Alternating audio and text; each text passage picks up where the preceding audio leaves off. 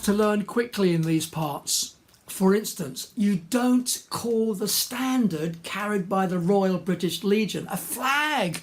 That's a big no-no, of course. How could I do that? Why didn't I know this? It's incorrect. I referred to them this way once and then was promptly corrected. Quite right. As a boy growing up in London, I joined the Boys Brigade, which was connected to our church. And we'd parade down Norwood High Street once a month wearing the distinctive navy blue uniform, pillbox hat, short trousers and 1-inch white canvas belt with the appropriate BB buckle, of course. And together with buglers and drummers, we'd make our way down the high street, making quite a racket, I can tell you. I'm not sure how much it was really appreciated by those who living on the high street on a Sunday morning.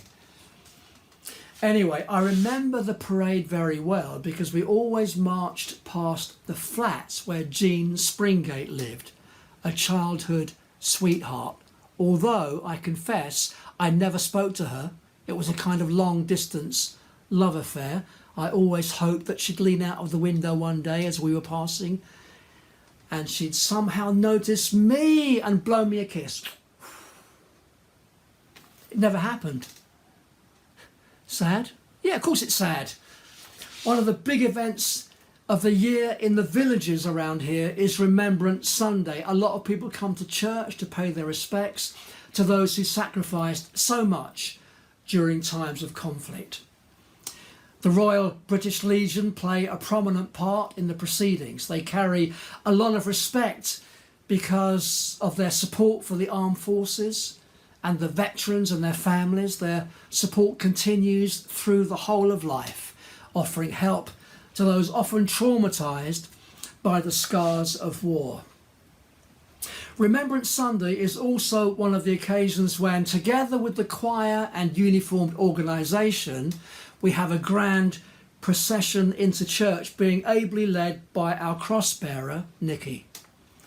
On November the 11th, 2018, more than 1,200 beacons were lit across England to mark the 100th anniversary of the end of the First World War.